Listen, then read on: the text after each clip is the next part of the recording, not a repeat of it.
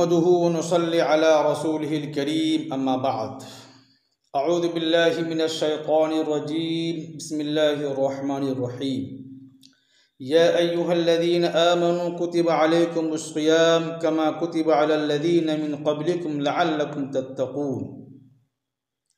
محترم سامعین، برادران اسلام، بزرگان دین، ابھی میں نے آپ کے سامنے سورہ بقرہ کی آیت نمبر 183 تلاوت کی ہے۔ اس میں بڑے پیارے انداز میں مسلمانوں سے خطاب کیا گیا ہے کہ یا ایھا الذین آمنوا، اے ایمان والو۔ اے ایمان والو کا خطاب کر کے اس رشتے کا حوالہ دیتے ہیں جو ہر صاحب ایمان کو اللہ تعالیٰ کے سامنے ہے۔ ہر صاحب ایمان کو اللہ تعالیٰ کے ساتھ ہے۔ یہ ایسا ہے جیسے کوئی باپ اپنے بیٹے کو بیٹا کہہ کر پکارے، اور اس لفظ کو استعمال کرنے کا مقصد یہ ہوتا ہے کہ آگے جو بات باپ کہہ رہا ہے وہ شفقت، محبت اور خیر خواہی سے بھری ہوئی ہے۔ اسی طرح اللہ تعالیٰ نے بھی کلام اللہ شریف میں جگہ جگہ ان الفاظ سے مسلمانوں کو خطاب فرمایا ہے۔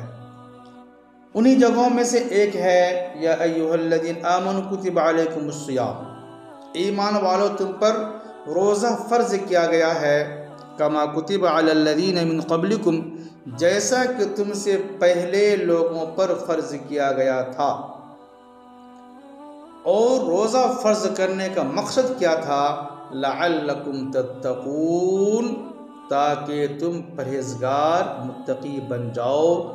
بہت ہی پیارا انداز اللہ تبارک و تعالیٰ کا، کیوں کہ مسلسل طلوع آفتاب سے غروب آفتاب تک بھوکا پیاسا رہنا، خاص طور پر سخت گرمی کے موسم میں بعض لوگوں پر شاپ گزر سکتا تھا۔ اس لیے بڑے پیارے اور بڑی محبت کے ساتھ خطاب کر کے فرمایا گیا، اے حسن ازل سے پیمان وفا باندھنے والو، اے اپنے محبوب کی یکتائی کا کلمہ پڑھنے والو، اے اپنے خالق و مالک کی خدائی اقرار کرنے والو، اے دنیا میں توحید کے علم بردار ہونے کا دعویٰ کرنے والو، اگر تم اپنے دعوے میں واقعی سچے ہو تو ایک مہینے تک اس کے سوا سب سے نظریں ہٹا لو۔ ایک محدود وقت کے لیے نفسانی لذتوں سے کنارہ کشی اختیار کر لو۔ اگر تم شاہد حقیقی کا وصال چاہتے ہو تو تمہیں بھوک اور پیاس برداشت کرنی ہی پڑے گی۔ محترم سامعین، دنیا بھر کا اصول ہے کہ کچھ پانے کے لیے کچھ کھونا ہی پڑتا ہے، کچھ لینے کے لیے کچھ دینا ہی پڑتا ہے، کچھ حاصل کرنے کے لیے کچھ گنوانا ہی پڑتا ہے۔ تو تم جب اسے پانا چاہتے ہو جس کا پا لینا سب کچھ کا پا لینا ہے، جس کا حاصل کر لینا کون و مکان کو حاصل کر لینا ہے، تو پھر تمہیں بھی کچھ کھونا پڑے گا، کچھ دینا پڑے گا، اور تم سے کوئی بڑا مطالبہ نہیں کیا گیا، کوئی بڑی قیمت نہیں مانگی گئی، بلکہ صرف ایک ماہ تک محدود وقت کے لیے صرف صبح سے شام تک بھوکا پیاسا رہنے کا مطالبہ کیا گیا ہے۔ تو محترم سامعین، روزے رکھنے کا حکم دیا گیا ہے۔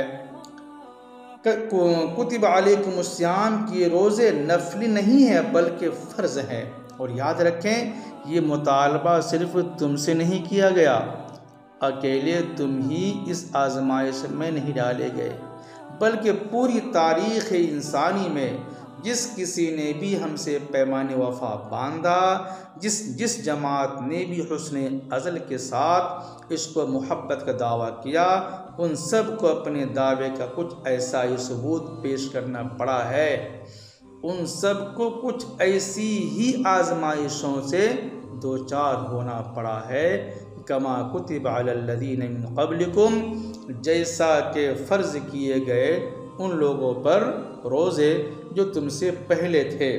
تو برادران اسلام، تو روزہ کا مقصد ہے تقویٰ کا حاصل کر لینا۔ اگر ہم تمام عبادات کو دیکھتے ہیں، تمام عبادات کا مقصد ہوتا ہے تقویٰ کا حاصل کرنا۔ اگر کوئی شخص رسول اللہ صلی اللہ علیہ وسلم کی تمام تعلیمات کا خلاصہ ایک لفظ میں بتانا چاہے تو وہ لفظ ہے تقوی۔ ہر قسم کی عبادات کے بارے میں بھی فرمایا گیا، یا ایھا الناس اعبدوا ربکم الذی خلقکم والذین من قبلکم لعلکم تتقون، اے لوگو اپنے اس پروردگار کی عبادت کرو جس نے تم کو اور تمہارے پہلوں کو پیدا کیا تاکہ تمہیں تقوی حاصل ہو۔ حج کا منشا بھی تقوی ہی ہے۔ فرمایا وَمَن يُعَظِّمْ شَعَائِرَ اللَّهِ فَإِنَّهَا مِن تَقْوَى الْقُلُوبِ وَمَن يُعَظِّمْ شَعَائِرَ اللَّهِ فَإِنَّهَا مِن تَقْوَى الْقُلُوبِ، اور جو شخص اللہ کے شعائر یعنی حج کے ارکان اور مقامات کی عزت کرتا ہے تو یہ دلوں کے تقوی میں سے ہے، اور قربانی سے بھی غرض تقوی کا حصول ہے۔ فرمایا لن ينال الله لحومها ولا دماؤها ولكن يناله التقوى منكم، اللہ کے پاس قربانی کا گوشت اور خون نہیں پہنچتا لیکن تمہارا تقوی اس کو پہنچتا ہے۔ معلوم یہ ہوا کہ تمام عبادات کا مقصد ہے تقوی کا حاصل کرنا۔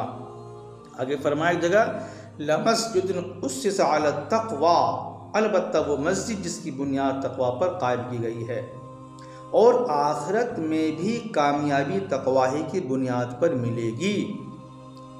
فرمایا ان للمتقین مفازا، بلا شبہ تقوی والوں کے لیے کامیابی ہے۔ تو محترم سامعین، جب ساری عبادتوں سے مقصد تقوی ہے تو فرمایا گیا کہ روزہ سے بھی مقصد تقوی کا حصول ہے۔ اور یاد رکھیے کہ تقوی کا اصل تعلق ظاہر سے نہیں ہے، وہ باطن سے ہے، جسم سے نہیں بلکہ دل سے ہے۔ صحیح مسلم کی روایت ہے کہ رسول اللہ صلی اللہ علیہ وسلم نے صحابہ کرام کے مجمع میں دل کی طرف اشارہ کرتے ہوئے فرمایا التقوی ہاہنا، تقوی یہاں ہوتا ہے۔ تقوی یہ ہے کہ دل میں حلال و حرام کی، خیر و شر کی خلش پیدا ہو جائے۔ جب دل میں یہ خلش پیدا ہو جاتی ہے تو نیکی کا کرنا آسان اور برائی کا کرنا مشکل ہو جاتا ہے۔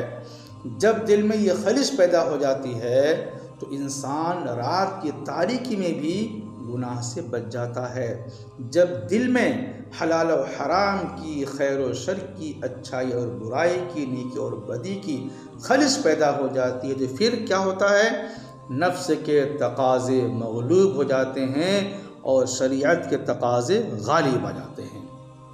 جب یہ خلش دل میں پیدا ہو جاتی ہے تو اس کی آنکھیں نامحرم کی طرف نہیں اٹھتی، اس کی زبان کسی کی عزت سے نہیں کھیلتی، اس کے کان فحش کلام نہیں سنتے، اس کے پاؤں معصیت کی طرف نہیں چلتے، اس کے ہاتھ کسی مسلمان پر نہیں اٹھتے۔ تو معلوم یہ ہوا کہ تمام عبادات کا مقصد ہے تقوی کا حاصل کرنا، تو روزے کا مقصد بھی ہے تقوی کا حاصل کرنا۔ اسی لیے فرمایا یا ایھا الذین آمنوا کتب علیکم الصیام، اے ایمان والو تم پر روزہ فرض کیا گیا ہے، کما کتب علی الذین من قبلکم لعلکم تتقون، جیسا کہ یہ روزہ تم سے پہلے لوگوں پر فرض کیا گیا تھا تاکہ تم متقی اور پرہیزگار بن جاؤ۔ تقوی کی کیفیت اپنے دل میں پیدا کر لو۔ تو معلوم یہ ہوا کہ روزے فرض کرنے سے بھی اصل مقصد یہی ہے کہ دل میں خیر و شر کی خلش پیدا ہو جائے۔ تو طلوع آفتاب سے طلوع صبح صادق سے لے کر غروب آفتاب تک حکم ہوتا ہے اپنی منکوحہ بیوی کے قریب نہیں جانا، اپنے ہاتھوں سے کمائی ہوئی حلال روزی کا استعمال نہیں کرنا۔ آپ خود ہی سوچئے، جو شخص محض اللہ کے ڈر سے اپنی بیوی کے قریب نہیں جاتا وہ دوسرے کی ماں بہن کو غلط نگاہ سے کیسے دیکھ سکتا ہے؟ جو شخص اللہ کے ڈر سے اپنے خون پسینے کی کمائی سے ہاتھ کھینچ سکتا ہے، وہ دوسروں کے حقوق پر کیسے ڈاکہ ڈال سکتا ہے؟ تو یوں سمجھیے کہ روزہ داروں کو کامل 1 مہینہ تک اللہ کے حکموں کو غالب کرنے اور نفس و شیطان کے تقاضوں کو مغلوب کرنے کی ریہرسل کرائی جاتی ہے۔ جب پورا 1 مہینہ اللہ کی یاد میں گزرے گا، جب یہ مبارک دن کسی کی اشتیاق میں بغیر بھوک و پیاس کے صرف ہوں گے، جب یہ برکت والی راتیں کسی کے انتظار میں آنکھوں ہی میں کٹیں گی، جب کسی کے ڈر سے آنکھیں، کان اور زبان گناہ سے باز رہیں گے، یقیناً حیوانیت دور ہوگی اور ملکوتیت نزدیک آئے گی۔ تو معلوم یہ محترم ناظرین کہ روزے کا مقصد ہے تقویٰ کا حاصل کرنا۔